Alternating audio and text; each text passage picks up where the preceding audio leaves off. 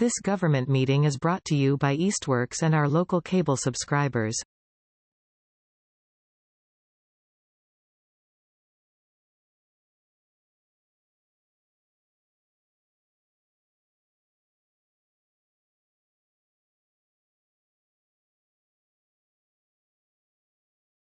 All right, it is 6:01. I will now call to order the March 9th meeting of the Easthampton Conservation Commission. This meeting is being recorded. This meeting of the Easthampton Conservation Commission will be conducted in person and simultaneously via remote participation online to the greatest extent possible. Every effort will be made to ensure that the public can adequately access the proceedings in real time via technological means. In the event that we are unable to do so despite best efforts, we will post on the City of Easthampton website an audio or video recording, transcript, or other comprehensive record of proceedings as soon as possible after the meeting. Should an interruption occur in which the online meeting ends abruptly, both the in-person and online meetings will not be restarted and all agenda items will be automatically continued to the next scheduled meeting. Are there any public concerns, non-agenda items? It doesn't look like we have any public. Okay. I feel like it's 2008 again. Hearing and seeing none, we shall move on to public hearings and meetings, which we had on the agenda a request for determination of applicability for 20 and 30 Ballard Street for confirmation of a wetland boundary. And that was already continued? We continued it to this meeting. No, to this one. Okay. I thought we continued it to March 23rd. I believe we only continued it to this meeting. They sent me another request for continuance. All right. So we're looking for another continuance to the next meeting on March 23rd. So I move we continue this item to March 23rd. Second. All those in favor? Aye. So moved. We'll revisit that on the 23rd. We have no requests for certificates of compliance this evening. Do we have any updates on enforcement, Eva? No enforcement action updates. Okay. Moving on then to open space updates. So nothing on Echodale. On to Borkowski. So I would say we haven't made a ton of progress on Borkowski. The main next step is to really go out there with the NEPA folks and figure out slope and possible trail relocation of the new proposed trail onto some existing tread. Steve Riberty seems ready to work with us on it, so we'll be all set regarding that. Okay. I did do a little bit of digging around the bridge because that was one piece that we had talked about moving forward earlier. Proverbial digging or physical? No, proverbial digging. Thank you. Yeah, no, not in the snow. But I was talking with Pete Westover, who some of you may know, who is actually my mentor currently under the Early Conservation Career Network mentor-mentee program. Oh, great. So we were talking about this problem, and he sent me some images of a bridge he had done in Holyoke. And I guess I was curious if this was what the commission had in this kind of bridge was what the commission had in mind, particularly for the larger span. Let me show the one that I'm speaking of. So, and it's hard because it's snowy, and I could try to find some photos from a previous site visit that shows it not snowy, but this is about the size of the bridge. When I was out there with my tape measure. I think it's going to have to be a relatively large span to get all the way across here. Well, it is pretty large now, isn't it? The one that you're talking about replacing right here. This is not a replacement. Oh, this is a new one. Yeah. So currently the bikes truly just roll right through the water. Oh, okay. And this is, definitely not a bog bridge. I think it is probably some kind of little bridge, but I guess when I was out there, I was like, it might be less little than I was thinking it really would be. So we don't have a sense yet of what the bank full measure is? It's hard to tell with the snow. Okay. Yeah. Did you have a thought, Commissioner Butcher? Just things always end up being bigger than they have to be. Right. Yeah. What kind of is this mostly groundwater fed? What kind of drainage area do we have? Do we know any of those things? I don't know. I've never seen this stream dry. It seems even during drought periods, it seems like it's like a solid trickle. This is a tributary to Broad Brook. Right? Yeah. Not Broad Brook itself. But I think this is the largest stem of Broad Brook in our parcel that comes down. But Broad Brook is main at the base. Yep. Is this would we think it was this was like a volunteer led, like carry equipment and materials in to build the bridge type of thing, or if we get a grant to do machine made trails, is this in that area?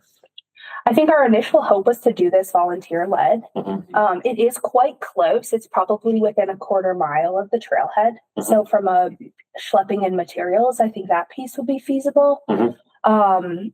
I am a little bit concerned about, well, we'll talk about the permitting piece of it in a second. Mhm. Because I think we have precedent for doing this kind of bridge under an RDA and not a full NOI. I found a bridge that we permitted from Pascomic under an RDA that seems to have been a similar scope. Yep. So I'm not sure if that changes how we think about what kinds of specs we'd want around the bridge ahead of time.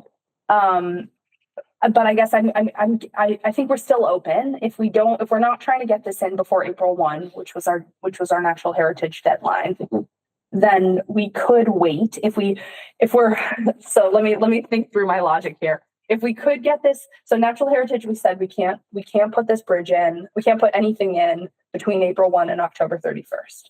Was that ground disturbance or that was, They said they don't touch? They said inclusive of the bridge installation. I wonder if they're assuming that entails ground disturbance though. You want to look at the way it was phrased? Yeah. I do remember that it said that, yeah. So maybe that we just have to settle down.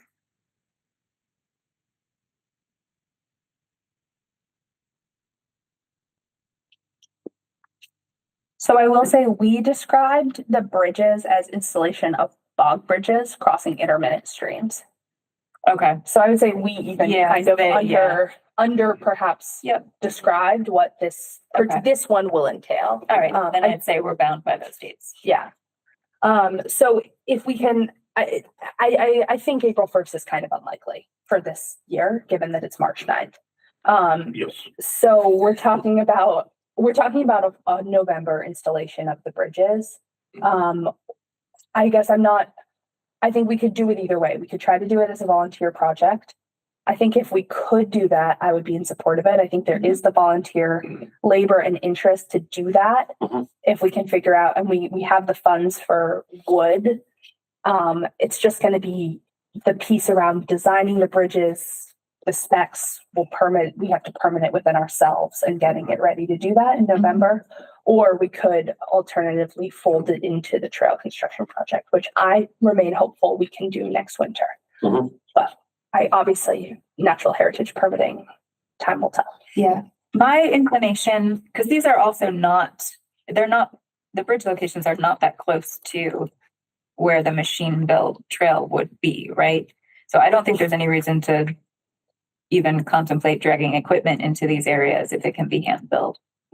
I think that's true. It's more just like we could fold it into one funding application. Yeah. I think was what Commissioner Buttrick was more. Well, I was thinking about what it would look like and the design, and like I love timber mats and just like draw, like a 16-foot long timber construction mat would probably, I don't know, Mhm. span that. Okay, but no way, no how could people drag one of those in by themselves, that would have to be carried down with a piece of construction equipment and just drop it there. Yeah. Yep. So that's probably no go. But you could make something similar Yeah. on site, right? Yep. But aren't we going to need the benefit of watching this stream this year to get an idea of just our minimum span length that's going to do the trick? You We don't would think so? need to watch it over time. There's persistent markers of bankful width we could use to Okay, determine what that should be. Fair enough. Yeah. But just real quick, I just wanted to show, because we're on it, like this is one of the other locations that we need a bridge. So this is a much smaller. Mhm. I'm actually not sure if the bog bridge is appropriate here. Who's that? Looks like a I think small that's pig. yeah, right. I think that's Scott Smith's dog. I'm always, fishing through various old site visit photos. But I know the cyclists don't love bog bridges because they're hard to ride on. Yeah. So this is a situation. I don't know if we want to build a different kind of bridge. Yeah. That's truly an intermittent stream, that one I've seen. Yeah. But that could be, I mean, the problem with bog bridges is the parallel boards with the gap in the middle. Yeah. So you could put another layer of decking going the other direction and it solves that. Yeah. Here's that same stream at a different moment. Yeah.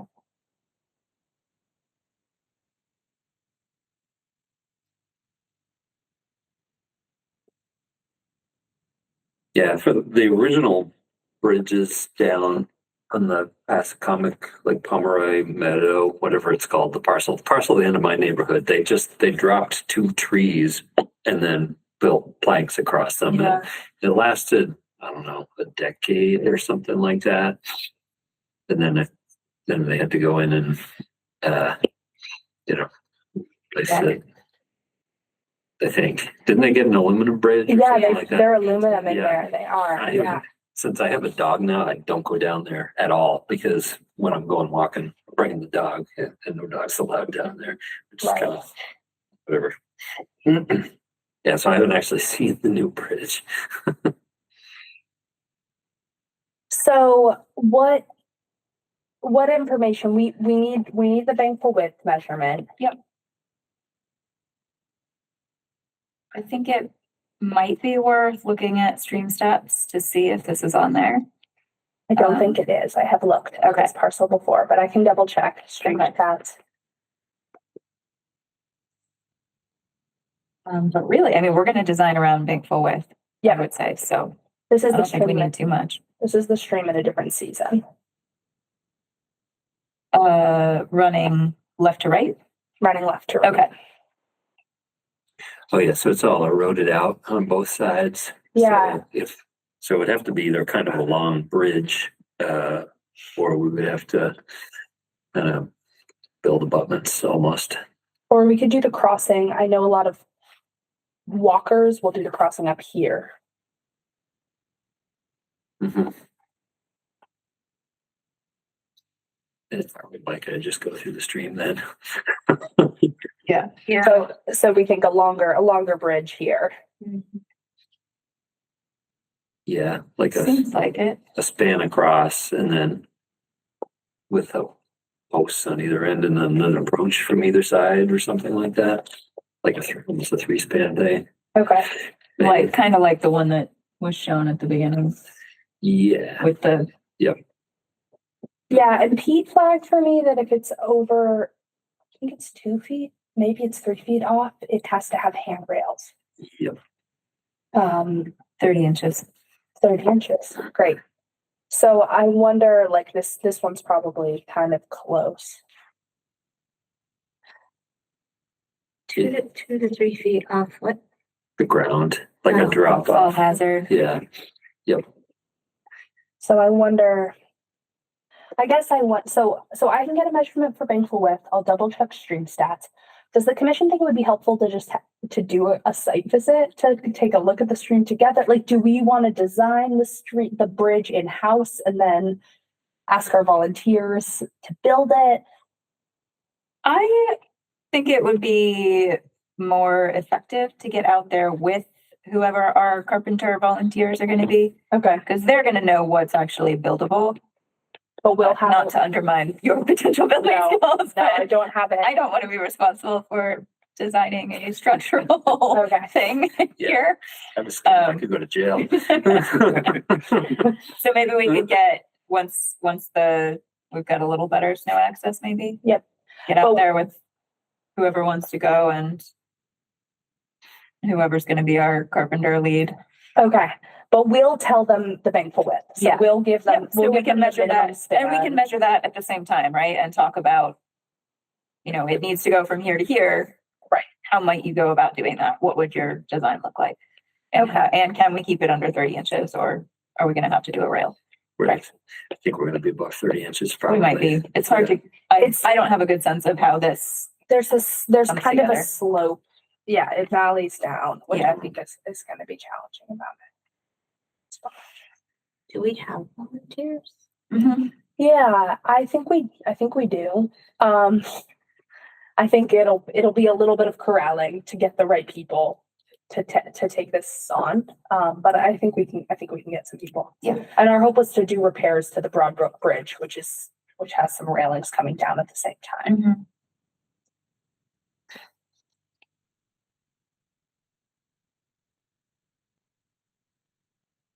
And we can supply the lumber.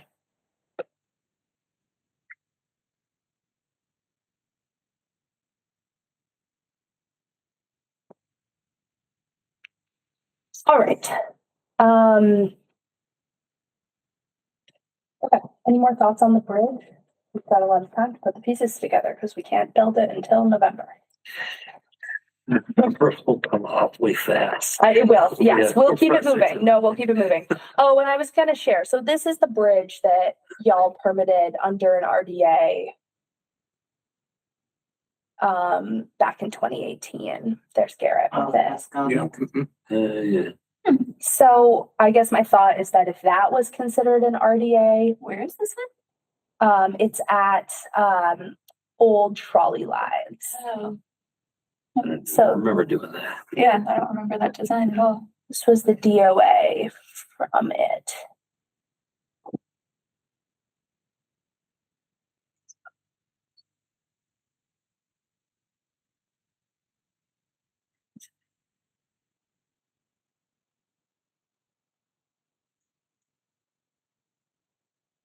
Oh, I remember the diamond piers.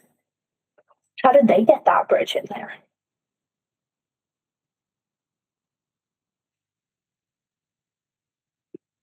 No idea. Maybe you should. I'm list assuming their- they're carried in small pieces. Okay. Where'd they buy that bridge? Yeah. Are we more excited about buying something more prefab? or No, not? but just have a way of getting out of hand. These days, once you start asking questions about like this family supposed to be, what kind of requirements does that actually mean? You know, like So does this How many- feel, how many loads of volunteer labor hauling timbers up to this spot is that gonna be? hi Tom, come on in. So does this feel, do we want to see more information around this? You ever think about building bridges out in the middle of the woods using volunteers and/or, Yes. perfect. You'd like to be enlisted. So this was, Why, there's Garrett. this is a stream or it was not a stream? I think this is a wetland. This is old trolley line. Yeah, it's a wetland. So I wonder if do we have any different, can we actually build an intermittent stream crossing using an RDA? Or is that too different a situation? Because your concern is it meeting stream crossings? Well, we can make sure it does that, but just, is there anything in the regs that would? I think we've done it with other stream crossings too, though, if they were on sleepers and no ground disturbance, right? I'm just trying to think of, this isn't quite the same situation we have, but I think we have done that. Pretty sure, I'm pretty Somebody sure else when they needed to did the bridge rebuild. replacement in Primary Meadow, that was an RDA. I think That was might be the one that I had in my head that I thought this was gonna be. So on our Borkowski parcel, we're looking at doing a couple of stream crossings. One of them is kind of big and yeah, we're just thinking like how to get ourselves in almost over our heads, but just not quite over our heads enough. That it's actually will come up with something that's doable. Well, I mean, between Mass Audubon and Pascomic, I've seen a lot of different bridges, and bridge types Mhm. installed over streams of that general characteristic, and mostly my experience was that like the type that Garrett had, that photo you just had, gave a with the girders, those were super heavy. Mm. And it was like getting teams of people to get them down there individually was, I thought everyone was gonna leave with a broken back. Mm. But the bridge is very sturdy, and it's been I think a quality product. So it sort of made up for its difficulty in positioning by being something that I think we can get behind. What we're finding with that design is that leaves get kind of stuck. If you can see that photo, that there's kind of a gap between the boards and the framing, and leaves get in there, and it just rots the ends of the boards out. Right. Yeah. So we've just recently been, each of those boards will come out individually, so we'll pull them out and replace them as needed. So that's something that we've been doing. Right. And those are like wheelchair curbs on the sides, right? I think. I don't know what the design, maybe that's the design intent. Yeah. It's not an accessible location, so that's not what we, have it in mind for, but yeah. I think in my mind, we would build something that's more like this, probably with a railing. Yeah, for that, there's a couple of crossings up at Arcadia that have railings on either side that are really nice, nice models. Yeah, and a couple of those are pretty long, aren't they? I was just in there not too long ago. Yeah, I mean, not super long, but I Like can't remember span. 20 feet? I don't think quite that, maybe not quite that much, but Okay. yeah, 12, 15, something like that, yeah. Yeah, and again, those were also brought in kind of modularly, and we got them in on a truck as far as we could, and then hand carry the rest of the way. Those professionally designed, or does the plans for them come out of various resources and then just done with staff and volunteers? Trevor at Arcadia would know about like the wooden bridge. That the steel bridge, Garrett whips up these CAD designs, and then he got he's a man of talents. And then the fabrication was a company that he's worked with before. Yeah. Maybe even would bust up a design one way or the other. Yeah. Do you remember how those bridges at Arcadia, were those permitted through an RDA or an NOI? We did a lot of trail. They were installed as part of a more a longer trail relocation project. I'm pretty sure that was an NOI. Because we were getting trails out of the wetland and building them. They're still in floodplain. They were still needed those bridges. Rare, priority habitat and all that. I think that was a notice.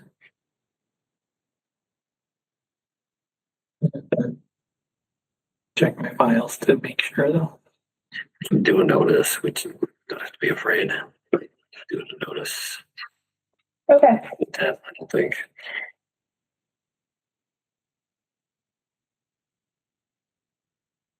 Yeah, I think it probably makes sense to get out there, figure out what the design might look like first, and then go from there, figure out how to permit it.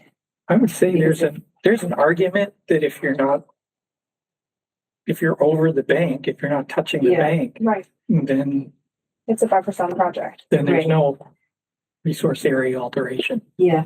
Mhm. Yeah. So it sounds like my next steps are to figure out our bank full width and then have a meeting and then gather some of our carpentry volunteers. And then have a meeting with hopefully some of you and them on the site where we talk about possible designs.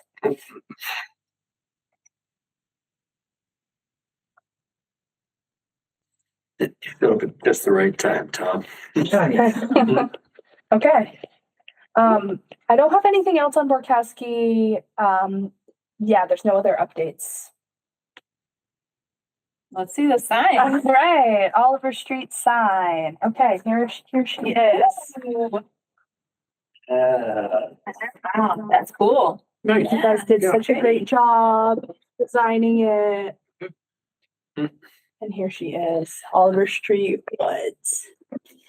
Oh, I like that. And those pieces would hang down Yes. below with just like Yeah. an eye or. Thank you. Don't break it yet. Yeah, don't break it yet. Don't break it yet. Its colors really stand out. Yeah. Yeah, I good. know. So they gave us like the little hardware. We'll need to get some little rings.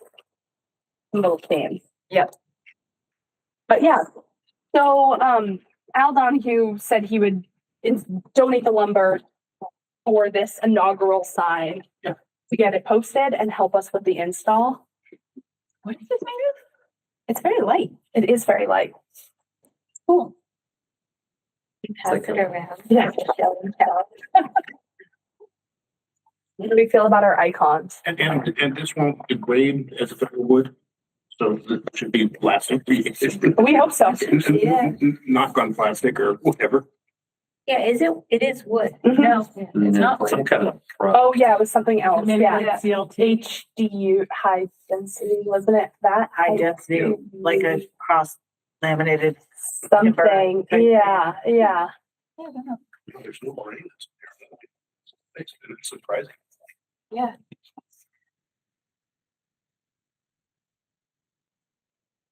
Almost feels like styrofoam. Thought everything was gonna be carved in. So my only question is how the non-carved in surfaces are gonna hold up. Are gonna wear. Yeah. But I like it. It looks good. And the parts that are carved in look really sharp. We could certainly ask, we would want, you're thinking like the river we'd want carved in. And the mountain? And the sun and the trees. Yeah, I guess I don't know what that one would look like. Just the outlines, maybe, like, Maybe, yeah. Yeah, I don't know. Maybe it's fine. I mean, it looks good. I'm perfectly happy to see how it goes. And I'm just curious if this will wear as well as the definition in the. Where's the the star? installation. Let's put it up and see how it sounds. Just a update for you that Dan cut the star at the very last minute. It was an 11th hour decision. Oh.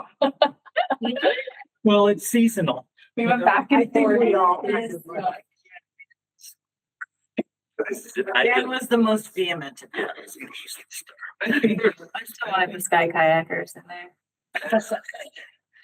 But I heard they didn't look good. I wasn't here when we reviewed Yeah, them. they looked like little grasshoppers. What we're gonna say, Tom. I think it's just as well that there's no star in the sun. I think it's really memorable. Yeah, I like it a lot. Awesome. Very Yeah. nice. And it's plenty big. I think at one point we had talked about it being Yeah, more than a foot or more bigger, and that would have been a lot. it would have been a lot. I think it's Yeah. great for that particular parcel. So once the snow melts, I'll talk to Al and figure out a day to install. I think it would be fun to have just like, a little event. We'll invite you Yeah. all, a ribbon cutting, a sign digging. We'll see if he needs any support. DPW did offer that if they could like dig the hole for us. Okay. So if Al needs support on the install, I can probably get that for us from DPW. And then we can start thinking about if we want to move on to a broader sign project. We had talked about collaborating with Parks and Rec and putting together a CPA application. We should think about what we want that to look like and how broad. And on that topic, I did add, do any of you ever go to our website? Yeah. Awesome.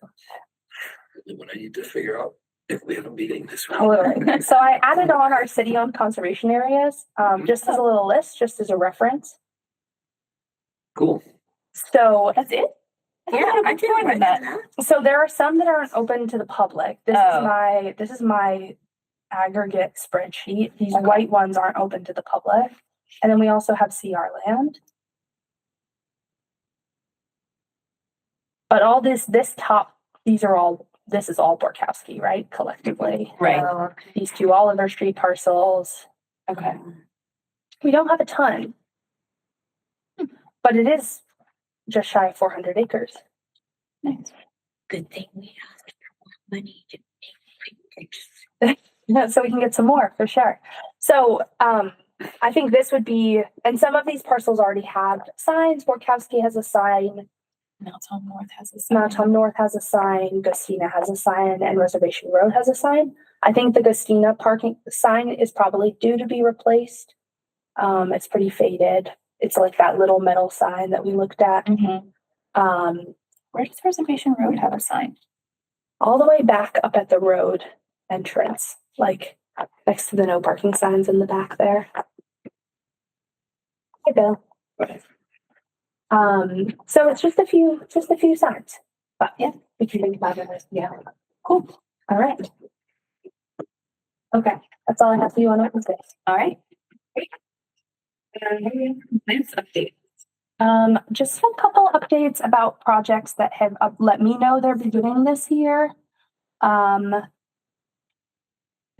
Pond embankment, their retaining wall, the pre-bid meeting is next Monday, so construction should be starting somewhat shortly as soon as we make our way through the procurement process on that, and once it goes out to bid. And then the Route 5 project, let me get you that number. I believe it's you. Is it you on your? Yep. Excellent. 151033. We received this letter from Mass DOT detailing that they anticipate it happening this construction season. Okay. Which is great because we didn't have a timeline on that. So great. And we'll stay in the loop as the pre-construction meetings begin. I just say, it's then advertised for birds.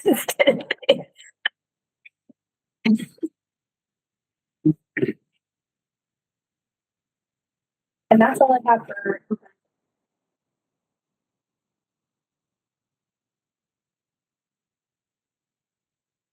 Good.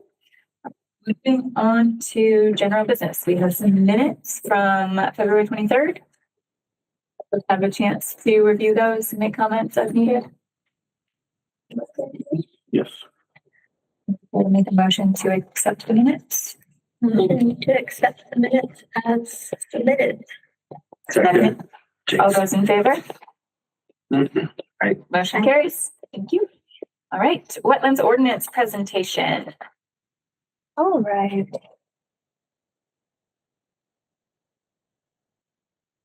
Okay, so it's our first wetlands ordinance introduction presentation. I had hoped we'd have a couple members of the public.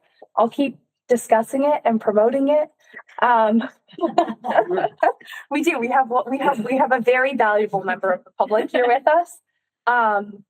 So we'll go through it and we'll take some public comment on the draft wetlands ordinance. And our plan is to do this twice more. On that flyer, you'll see we have the next two Conservation Commission dates.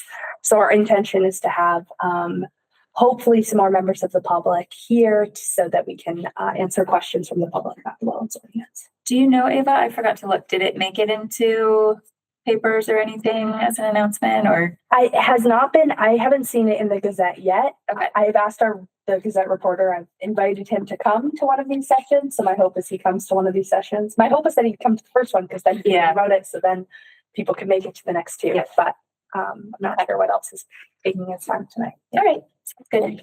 All right. So the draft Easthampton wetlands ordinance. just a little bit of a backstory about how we got here. This draft was begun in 2022. There had been numerous working groups that had started processes of writing a wetlands ordinance at many points in the past. So we have much gratitude to all the previous iterations of those working groups. But this draft began in 2022, and it was driven by the shortcomings of the Wetlands Protection Act, the Massachusetts law that we regulate under in the post-pandemic development boom that the city experienced. And it was simultaneously driven by the changing climate, experiencing some local and regional flooding events and anticipating future flooding events and increased storms. And a little bit of backstory on wetlands ordinances. They're extremely common. So out of the 351 municipalities, 220 have adopted wetlands bylaws and ordinances. So we're not braving unfamiliar waters here across the Commonwealth. And really, the Wetlands Protection Act, when it was adopted originally, was designed, included language right in it that promoted the idea that local municipalities would adopt more stringent regulations. So today we're going to go through a couple of the proposed, we're going to highlight some of the proposed changes of the Easthampton local ordinance. And we're going to go through a couple different wetland types, which you all are familiar with. But we'll start with vegetated wetlands. So the regulations as we currently have them protect bordering vegetated wetlands defined by soils, plants, and hydrology, and no protections for isolated vegetated wetlands. And if there is going to be impact, a small amount, a regulatable amount of impact to a bordering vegetated wetland, there's a 1-to-1 replication requirement, as there are no protections for isolated vegetated wetlands, so wetlands that are not attached to a stream, that don't have a stream flowing through them. There's no replication requirements for those wetlands. The proposed wetlands ordinance, as we have it written, protects isolated vegetated wetlands, essentially the same as bordering vegetated wetlands, which they serve many similar functions and values. Many good faith developers will treat IVWs as BVWs. They'll assume that there is a hydraulic gradient somewhere in there, but it's really extending that sort of broader understanding that they are serving the same functions to all IVWs. And we increase the replication requirements. So, and for total wetland impacted. So not just the bordering ones, but the isolated ones too. If you are doing a project where there's no other way other than to impact wetland, you have to replicate significantly more, twice as much, which we hope will be a deterrent to impact wetlands, and also increase our functionality of the wetlands if they do need to be impacted. All right, moving on to our next resource area.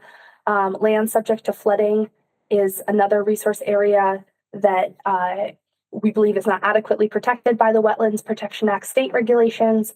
Currently, it's set as the floodplain from the most recent FEMA map.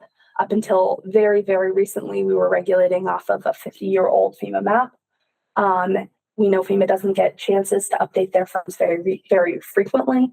And for isolated land subject to flooding, we used outdated precipitation numbers from, again, a different decade that were used in that calculation.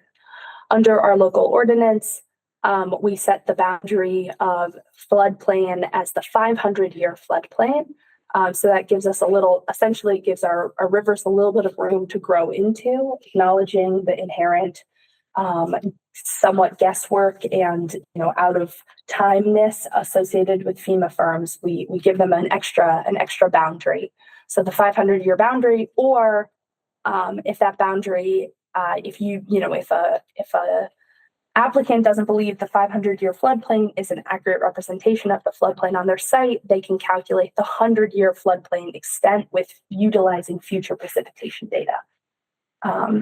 Alternative, and then as well for isolated land subject to flooding, same process as is in the Wetlands Protection Act for how you determine extent of land subject to flooding, but you have to use future precipitation estimates, as using outdated precipitation estimates is unlikely to give us an accurate sense of the land that is actually subject to flooding. Intermittent streams. So this is one that is often surprising to people, that currently under the Wetlands Protection Act, they are only protected downstream of wetlands. We have a little bit of a circular logic of a bordering vegetated wetland is only a wetland if it has a stream, and then our stream only becomes a stream if it goes through a wetland. We know that there is vast ecological value of upgradient streams, and including some of them very close to their source. The small seeps on the top of Mount Tom that have interesting ecological characteristics, and you essentially the full reach of the stream is a stream and will be protected as such under our local ordinance.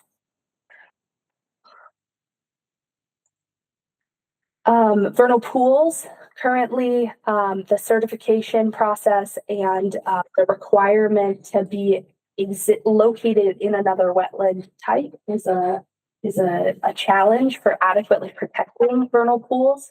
And in our local wetlands ordinance, the proposal is to protect a vernal pool, a presumed vernal pool, if you have the landscape characteristics, i.e. it's a confined basin that has no permanent inlet or outlet. The commission will presume that's significant to habitat protection without the requirement of the breeding evidence, which can only be obtained for a few short weeks each season. And we'll protect it with a boundary that's 100 feet out, regardless of whether or not it's in a different resource area. So regardless of whether or not it's in land subject to flooding or otherwise BPW.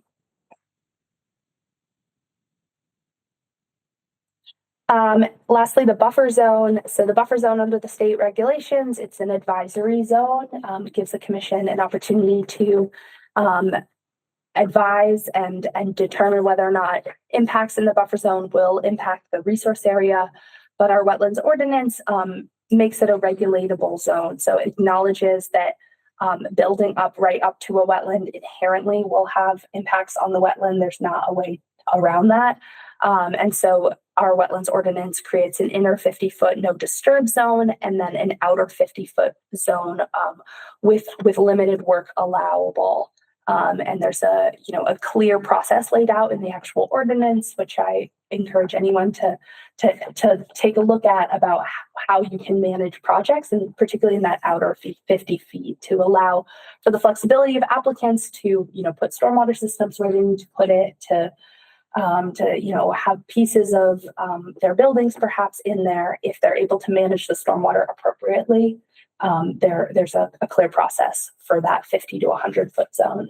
But really protecting that inner 50 feet was definitely one of our key intentions with the wetlands, with our wetlands ordinance, giving our wetlands themselves room to grow and just a real buffer from heavy impact. This ordinance will also require a climate impact narrative, considering prevention of storm and flood damage to a project, resilient plantings, localized heating and cooling, carbon sequestration and storage. A couple other municipalities have adopted this and had some really interesting results as part of it. Arlington, Salem, Boston require these climate impact narratives. These climate impact narratives will really be tailored to the complication level of the project. A large development will expect them to do a more thorough climate impact analysis of their project than your average small homeowner. We're really looking at things like resilient plantings for small scale projects. Is that a picture from Easthampton? No, that one's not. The rest of the pictures are, yeah. You guys see Jay in this one? But the rest of them are Easthampton wetlands. I know, maybe I should change that one. I don't know. Could All be right. somewhere along the Connecticut for sure. So no changes to our other resource areas that we know and love, no changes to the roadfront area, land underwater or bank, no changes to timelines, hearing processes, and most of our procedures. We mirrored all of our procedures with the Wetlands Protection Act procedures to make it as easy as possible for applicants to follow along with our ordinance. We'll have a separate NOI form to make it easier, particularly for the added resource areas. But our goal is to not overburden people with extra bureaucratic mechanisms here, but really to add some protections to our resource areas that really need it. So the added procedural elements are places where we have really found the Wetlands Protection Act lacking. Enforcement orders will be given more teeth because we will have the ability to fine, which the commission, will use very sparingly, only in the most extreme circumstances after the enforcement order process has already been initiated. There'll be modest additional fees that are typical and in alignment with other municipalities in our area for their wetlands ordinances. And then the commission will now also have the ability to require a wildlife habitat assessment for any project should they see that would be beneficial information for the review of a project. Do you have any questions or feedback? Please. Can I ask a question? Please. Yeah. So the climate impact narrative, typically an application comes before you. I'm not sure whether it's all reviewed in-house or some of the specifics are being farmed out to private consultants for review or evaluation.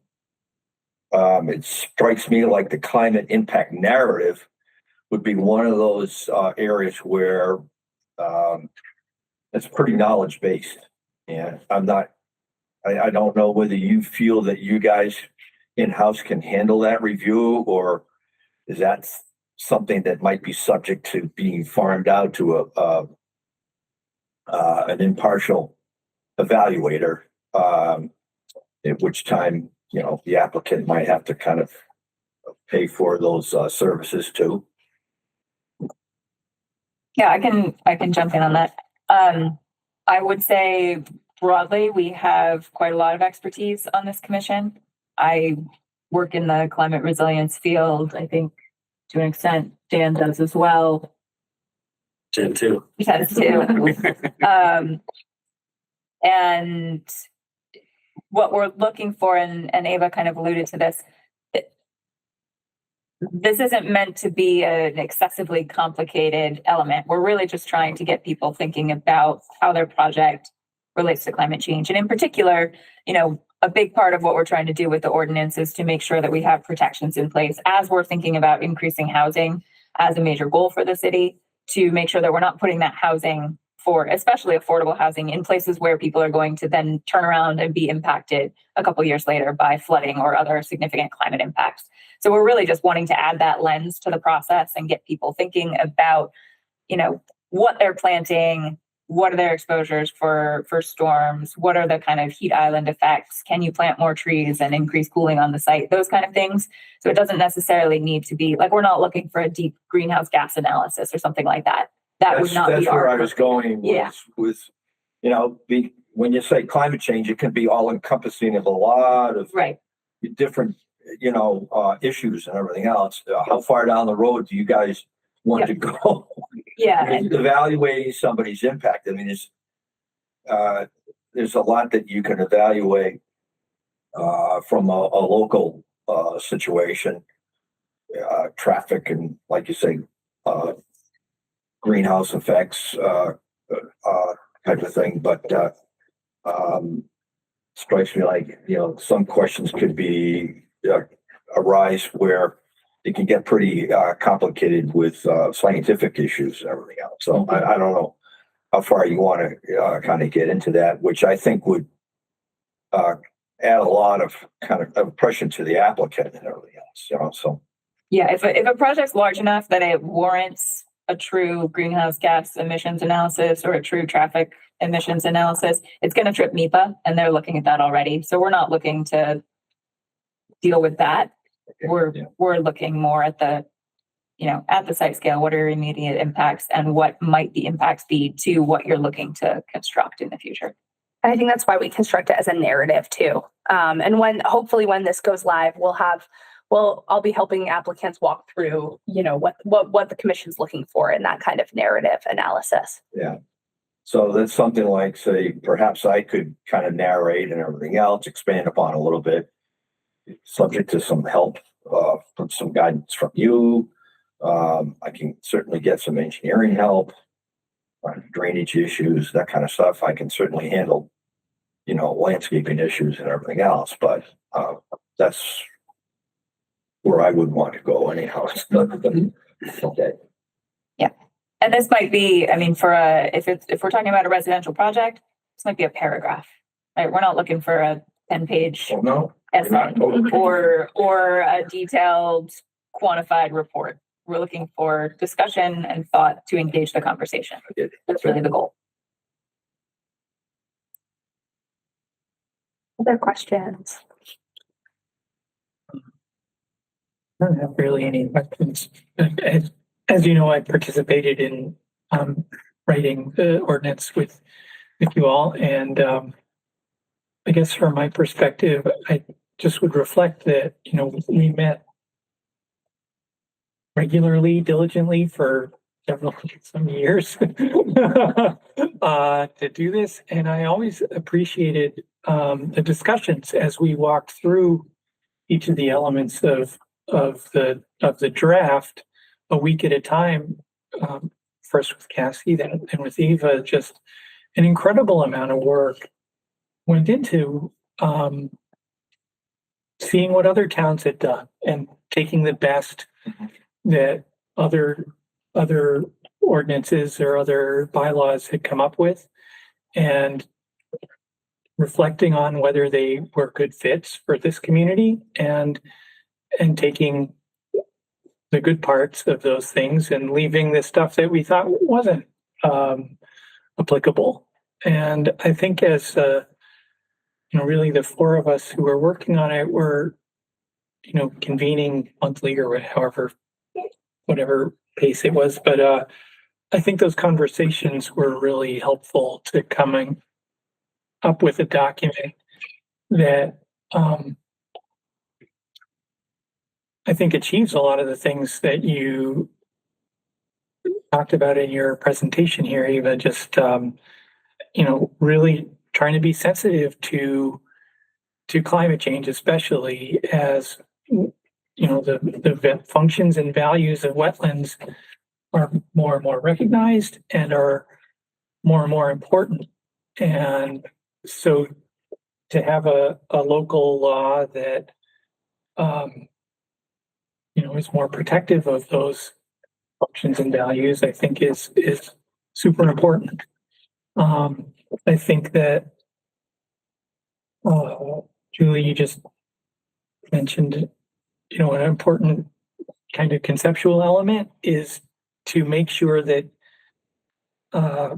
places that are developed are the appropriate places for development, so that folks living in affordable housing units that were built, you know, not in a wetland, don't have their basements flooded with every storm. I've seen a lot of mistakes in the past where you know, houses or other structures were built on filled wetlands to some degree, and it's a constant problem. So why put people in harm's way? So, you know, Easthampton has a lot of, with the Connecticut River, the Manhattan, and there's a lot of potential area there that could be affected by severe flooding. Like, let's not have people in there, you know, so it makes sense. So like we were looking not just at the line work on modern FEMA maps, but, you know, hey, we want people, if they're going to be working in this area, to look at the 500-year, you know, what's the 500-year floodplain, or look at hydrologic models that could help demonstrate that the development was located in a reasonable location. So I think all those things are, you know, the development community might perceive some of these changes as restrictive in some way, but really the intention is to provide guidance so that we don't have regrets in the future. So I think that's an important thing to keep in mind as the public becomes more aware of the ordinance and hopefully adopts it eventually. Well said, Tom. Thank you. Thank you for all the work that all of you put into it. Could you just, I apparently everybody else here maybe knows you except me. I don't know you. So if you could just introduce.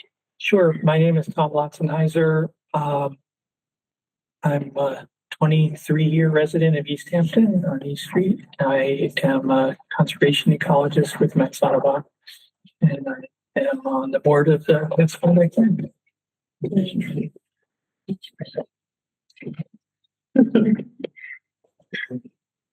Yeah. And it was, I've had a lot of experience with wetlands regulations in the past. So it was great. You know, it's like, it's long overdue in this city to have the flexibility that a wetlands ordinance provides. Good deal.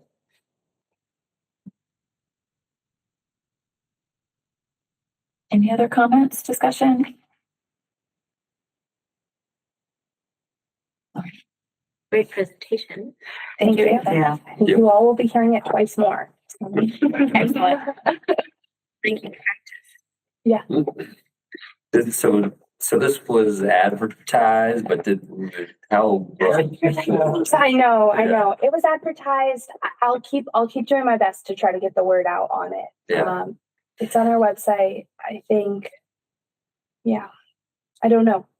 I'm going to try to get, the other update I have too is that I've been talking about this with city councilors to figure out who our city council sponsor is going to be. Council President, Councilor Denham offered to, so she's introducing it to the council this next session, and they'll just immediately send it to ordinance.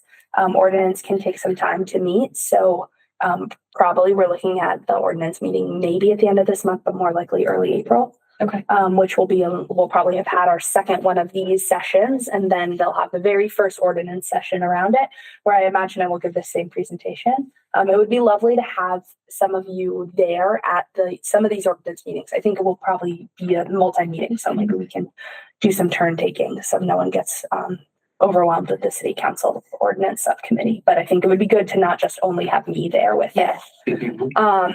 And so she offered to bring it to the council as like one of the sponsors. It sounds like from the councilor's perspective, it'll be good to get one of the councilors who sits on ordinance to sponsor it. So I'm talking to both Kyan and Tamara, or the other two councilors on ordinance, about it this week. And I've met with Councilor Peak on it, who's like, I'm happy to be a co-sponsor, but I don't sit on ordinance. Great. So does Councilor Denham know the dates for our sessions? She does. Those can be made known. Yes. Okay. Yep. Yeah. Because if it gets said at city council, that may catch people's attention. Yes. Yeah. So that may be an advertising mechanism. venue. Yeah. Yep. Yeah. I was actually thinking it's a good reminder. I was actually thinking of going to council that night and saying it myself and encouraging members of the public to attend one of our sessions. Did it go out on social media at all? The city's pages? It hasn't made it there yet. I can get it on the city's pages. Yep. I sort of had wondered if it would just generate its own buzz, but maybe we need to give it a buzz boost. Yeah. I mean,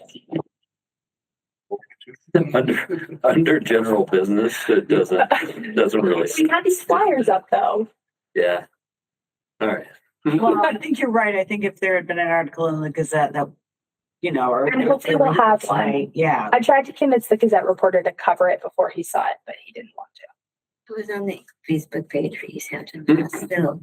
Okay. Buzzy very quick. All right, very good, very good. So the city, Yeah. so the way we do that, It's an the way we office do of city social media, because I just did this with CPA, is we can post it under the city's page, but if the city won't share it to Easthampton, like social groups, Somebody else has to. yeah, one of you is welcome to. I've been advised not to be that person with my own personal social media.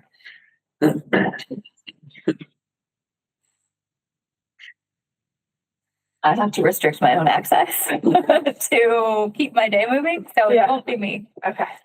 If I'm somebody not on else Facebook. uses them and would do that, I that'd be can great.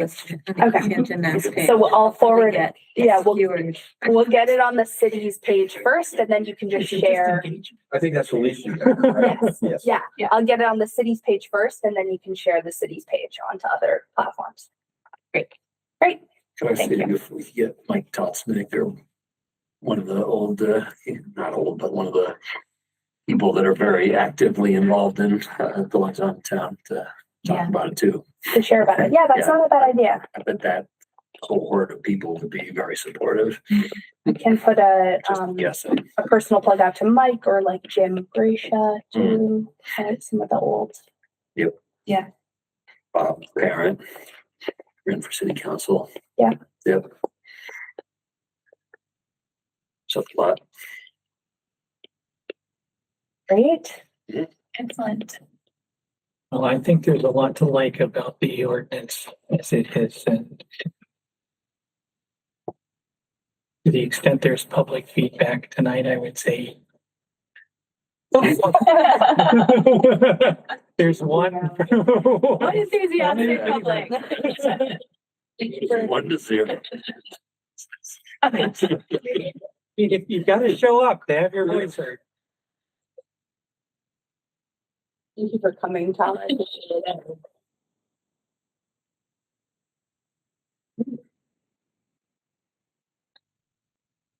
Next up is a dog park presentation, which I'm excited about.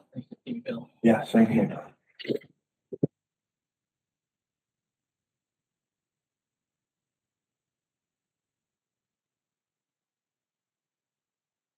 Well, this is the first time I've kind of met with the Conservation Commission, obviously. My name is, good, you got it, okay.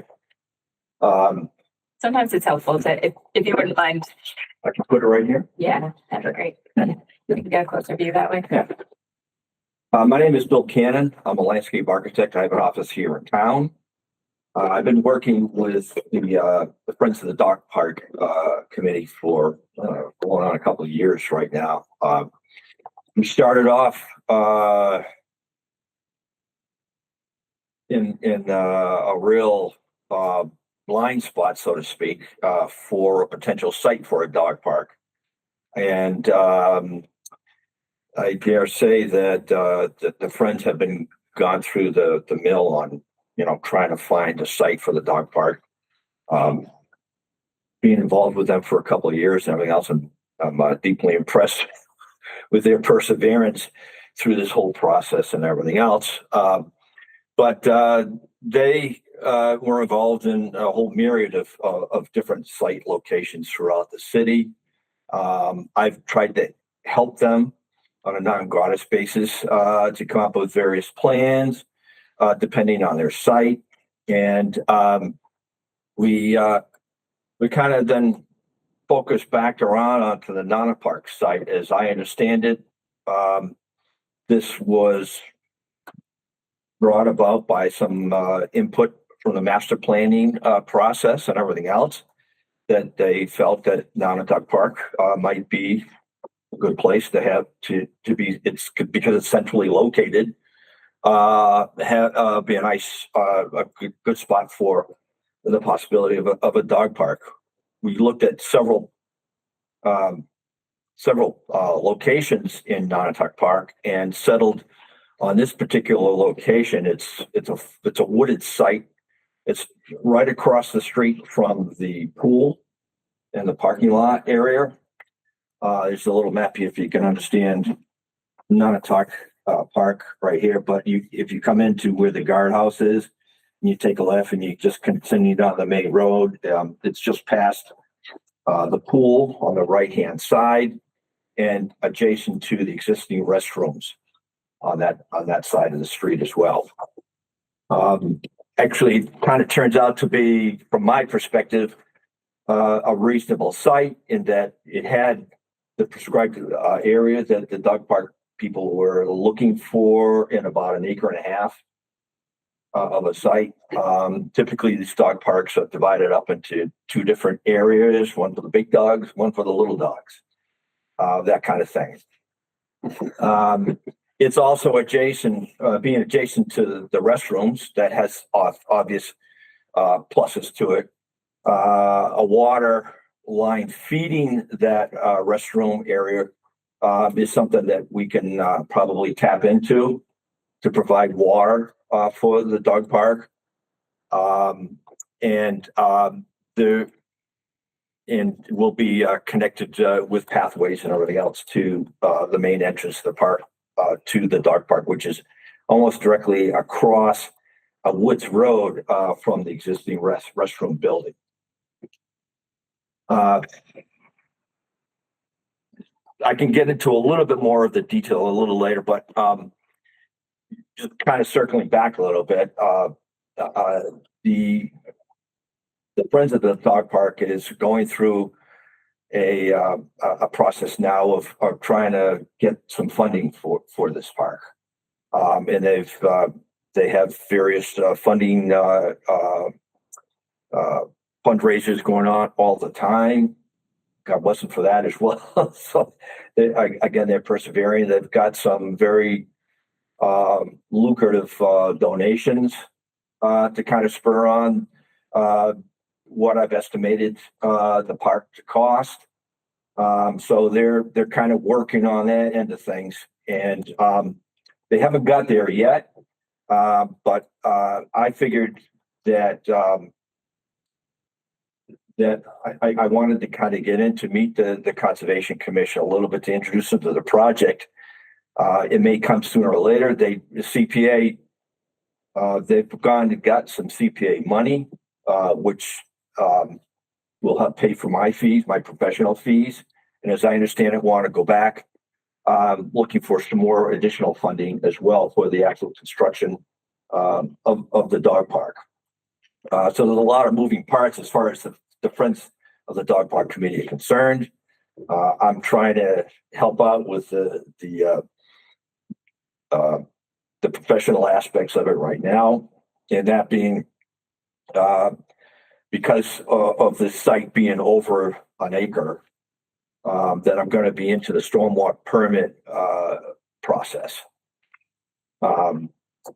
And I talked to Eva about the project last week, and there are some questions that came up that we're probably going to come to kind of answer tonight, I hope. But eventually, I'm going to have to kind of work out the permitting application for the site. And I've got Jim Gracia helping me on doing some peripheral drainage calculations for the site to kind of to meet a review process by the city engineer. This is kind of a pretty low key type of project in terms of its impact from a stormwater standpoint. Basically, would probably be putting up some fencing and everything else to protect the construction from disturbing any more areas than they have to. We'll be looking at, I'll be looking at some things to mitigate any kind of little bit of runoff that may be created, which we can kind of do by some low impact structures as well, some leaching trenches, that kind of thing. We're in an area where it's very sandy and the soils are very permeable. So, we're not going to be involved in something that's going to be hard to manage in terms of surface runoff. The other thing is, we're talking about something where we want to clear everything. We want to judiciously clear what's within the perimeter of the fence, but we don't want to clear everything up. we're going to be looking at all the vegetation, myself with John Mason, for marginal trees and that kind of stuff that we can kind of take down to create some clearings. But we want to be very mindful of nice, healthy oak trees, for instance, that are on the site, which I call signature trees. So they'd be large caliber type of trees, which can add some character to the park, more or less. Also provide shade, which is also needed by the activities of the dog and everything else. So this is a process that we'll go through very judiciously on the site when we with the contractor and John Mason and everything else to really determine the limits where we're going to kind of push the removal of the trees on the site. So, Bill, if I may just interject really Okay. quickly. So there's no wetland resource areas in proximity to the site. And as this isn't a planning board project, the Conservation Commission will be the regulating authority of the stormwater permit. And so Bill came to me asking basically what would be required for the stormwater permit for this kind of, non-conventional project. We're not paving it. So that's sort of the question. I really appreciate your whole introduction to the whole project, but I thought maybe we could just ground it in that question. Yep. As we know that we'll have a larger application in front of us where you'll be able to share, the full breadth of the project. Yeah, I was going to try to get to that. Apparently this project is kind of like fallen into a little never land in here, Yeah. and you guys are the recipient of it. Yeah, great. Yeah. Among everything else that you have to do, right? Yeah, right. Yeah. But I kind of rambled a little bit about the park and everything else. I've been working with the committee for a couple of years here and everything else, and I'm really happy to look forward to things being coming to fruition here. I did want to mention that the surface of this dog park, we're going to the tree removal process will also incorporate wood chipping and everything else that we take down and reusing it and reconstitute it for a surface material for the site. The friends aren't interested in growing grass around the whole place that they have to kind of highly maintain and take care of. And literally, with all the dog activity and everything else, probably is not going to get very much, not be very sensitive to the lawn and everything else. So that kind of material is kind of pretty much similar to, a leaf matter covered area. It has the same kind of permeability. Yeah. So I don't, from a drainage calculation standpoint, I don't know how Jim's going to kind of work with the numbers for one versus the other, but that's almost a wash right there. We have two areas outside the dog park that I just want to mention that I call mitigating areas. There's some handicap parking adjacent to the restroom that we're kind of itemized in our cost estimate to kind of improve upon a little bit. So we want to kind of improve that handicap parking and then add a little bit of a paved area to the restroom of the dirt road, so that we kind of formalize that whole entrance and access to the dog park.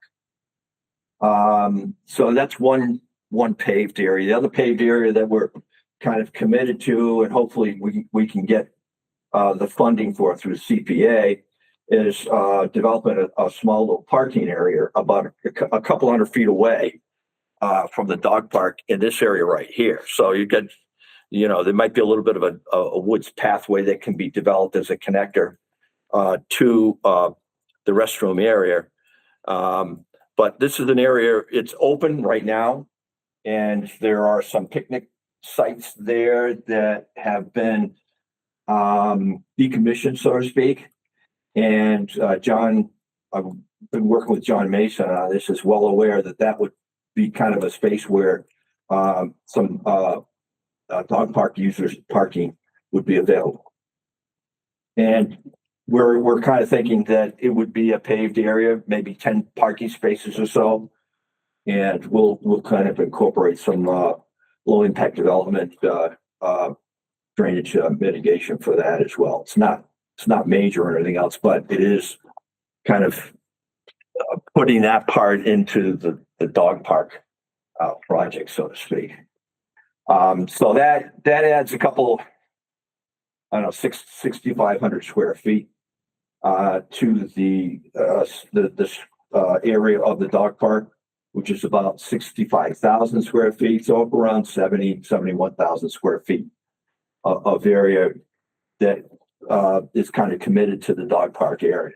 A little over 1.5 acres of site. So the stormwater permit trips for anything for 1 acre and over. So that's why I'm here to kind of broach this subject in here, and then we'll work on not only the permit application, but also a SWIP plan as well, stormwater pollution prevention plans that will go along with this project. Because this has to go out to bid through the city ordinance process and everything else. We'll be working with a contractor for all this, and he's going to be obligated to kind of meeting all the requirements under the SWIP plan. And it's something I'll be involved in to try to manage here as we move forward. Whatever contractor there is, their name will be on the SWIP plan as the one that will be responsible for, any issues that might go on, negative issues that might go on with the construction of the site. But I don't know, based on my brief discussion about it, we're not talking about any kind of building, heavy excavation or that kind of stuff. It's a fenced in area that with clearing, bark mulch. There's a few things for the entrance, the water service type of thing, some concrete pavement at the entry. We are proposing some a little bit of landscaping around the edges that along the roadway here and along this area here towards the baseball hub. So that is part of the scope of the work that we've been trying to introduce as part as the for the construction of the park. A couple things that come to mind, Bill. First, just referencing back to the question about the climate narrative. Yeah. The discussion around if our ordinance were in place, the discussion around trees selectively being maintained in place for shade, that's the kind of stuff that we're looking for people to be thinking about and hearing about. So rather than clear cutting, how are you keeping canopy and shade, right? So just to make that connection as an example. Yeah, fortunately for me, it's part of my nature, my business, and your training. So right? here I go, and, right. That's big for me, and I've brought the dog park committee on board with that kind of stuff, and they like they're embracing the whole idea that we want this kind of approach, and this will I'll be working with John Mason on this part of it, very, very closely. Great. Yeah. My other thoughts, just thinking forward to the stormwater permit and the types of things that we might be asking questions about. I would just ask that you be very realistic about the modeling. I have seen so many dog parks turn into just like a hard packed dirt that does not act pervious anymore. So I would just ask that you be maybe a bit conservative in thinking about what's going to run off for that. And in thinking about the runoff, my biggest concern is going to be putting on my MS4 hat is going to be the bacteria and waste issues. So just thinking about how that treatment might work, because as much as we always try, dog parks never get full pickup compliance. Well, if I could address that, I know that John has been in some discussions with the dog park people. There's a certain. And we don't need an answer now, just those are questions that are gonna come up. Right, So well, keep that in mind. there's gotta be certain obligations on the dog park people to kind of do some maintenance here and everything else. You know, the wood chips, I think will help kind of keep the soils permeable a little bit here. And one of the elements that we're that I'm going to be bound to do is John wants a stone strip around the entire fence perimeter, so that he can have his guys kind of go around the perimeter, you know, just kind of weed whacking some invasives that may come encroach upon the park. So he wants this stone strip to be installed around the fence perimeter. I can see that stone strip being something that's about 12 to 18 inches deep and act as a filter, a filter strip that some of that water that may run off of that site can be captured within that stone trench and you know be mitigated through infiltration. Yeah, I'm worried about this site becoming a mud. Yeah, I guess that's the other side. Yeah, Either becomes like a hard, solid dirt or mud or what you always do. Yeah, so you know, with the nature of the material out there, you're going to get a situation where freezing's not going to really affect the nature, because it isn't a type of soil that's going to retain moisture and everything else. It's going to drain out pretty quickly into the subsoils here. John, Jim Gracia has done perk tests out in this area. He did the septic system for the recreation area. He says we got all 8 soils out here and everything else. So that would be helpful to the soils remaining permeable. So point well taken, and that's something that we can describe in our narrative too. And then my only other comment, and I could be completely wrong on this, but I can't think of a time I've ever been in the park and seen all of the existing parking lots full. So if we're thinking about adding, okay, then I'm just wrong. I'm just there at the wrong time. Okay. Well, we approached with this. I know I'm not there at like peak ball game time, so maybe it all does. Yeah, just to make a short story like here. Yeah, we thought about having an entrance from this parking area, here, which is the one that services the baseball hub, and that we caught a lot of flack for that. There has been a lot of discussion in other commissions about parking. Okay, yeah, and that's yeah. So it's only our purview because we're looking at the stormwater runoff from it. So right. So I figured I was probably this was something that from the Parks Commission to John Mason could kind of work out, and I like the idea of it being just a small little parking area. And we can introduce some infiltration structures to it, or a trench or something like that at the back end of the parking that would kind of mitigate whatever kind of runoff that 10, 15 cars might create for paving. But believe it or not, parking in Underduck Park is, everybody has got their domain with this parking area and everything else. So I've been here when this is full. There's cars parked all over the grassy spots, and then parking down one there, down there. Yeah, it's tremendous. Booster Field gets a lot of parking there. That they not only use this parking lot that's next to the hub, but all along the street there. Yeah, everything else too. Yeah. So, yeah. All right, I'm just out there at peak. Yeah, we Playtime. went all through that whole issue and everything else, and we kind of came up something where we could work out something over in this area right here that would just provide some mitigation to that issue of the park users. Yeah, stop by when there's JV and varsity home softball games going on at the same time as Little League and soccer. It's, I've always been impressed with how much use this park gets. And it's not only just from the city of Easthampton. Yeah. I think, you know, it's from the surrounding area and everything else. And John does a great job in trying to manage it, with the limited crew that he has and everything else. So we'll try to do our part, and I think that the friends of the dog park will try to help out as much as they can as well.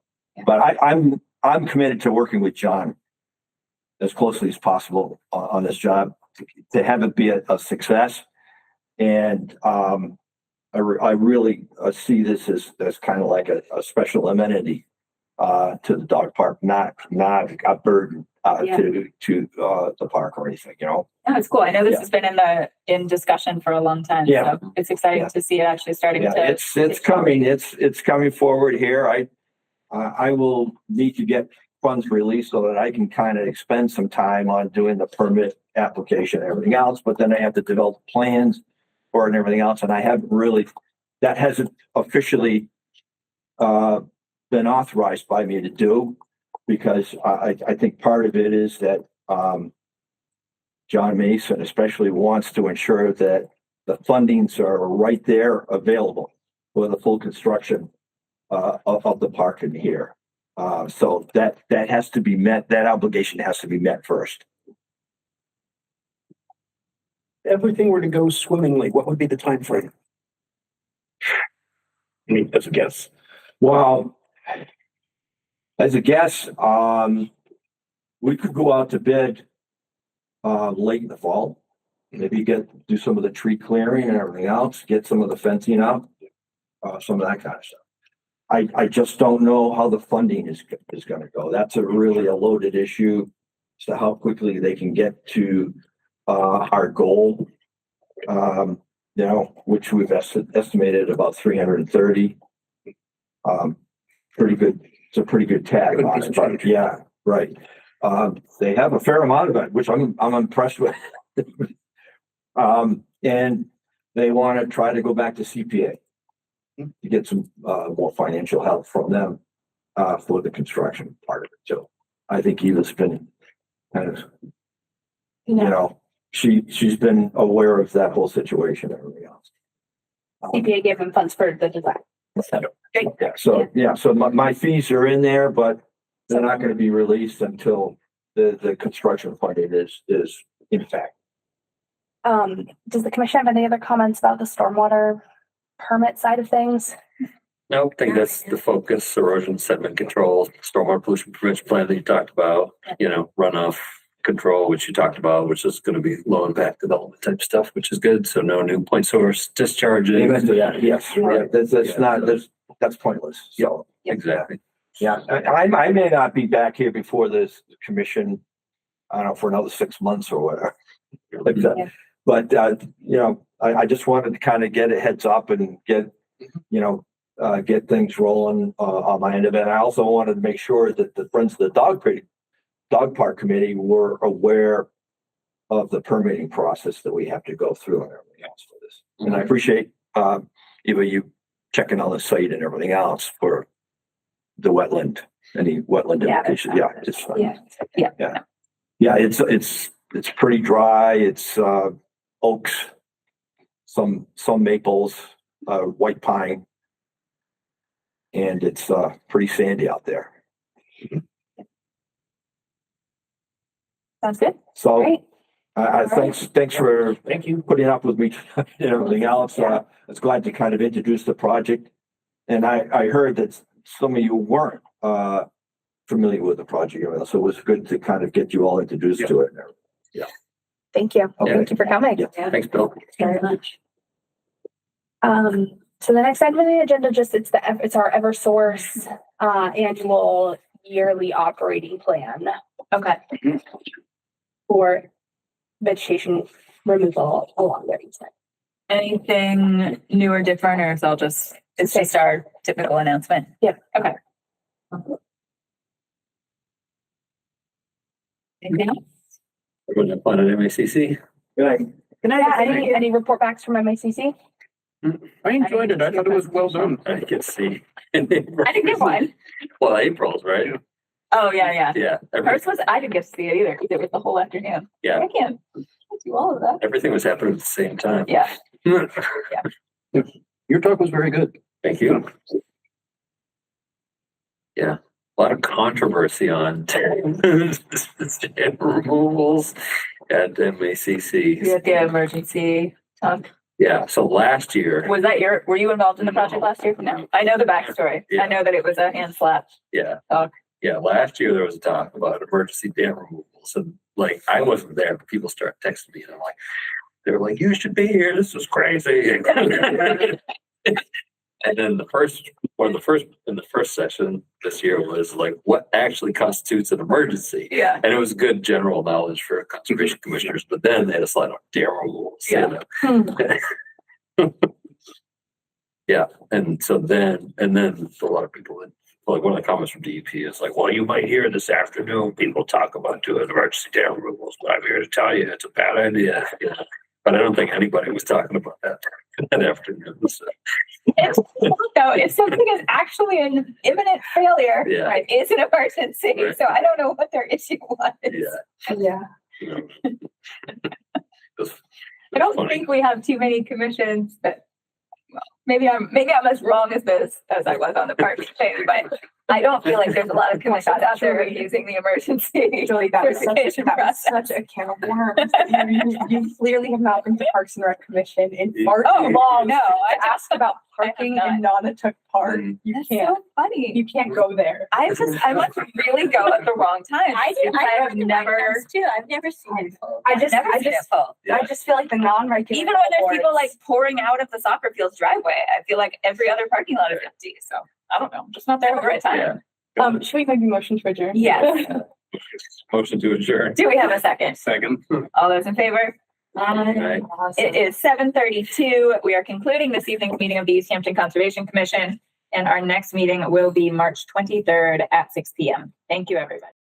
This government meeting is brought to you by Eastworks and our local cable subscribers.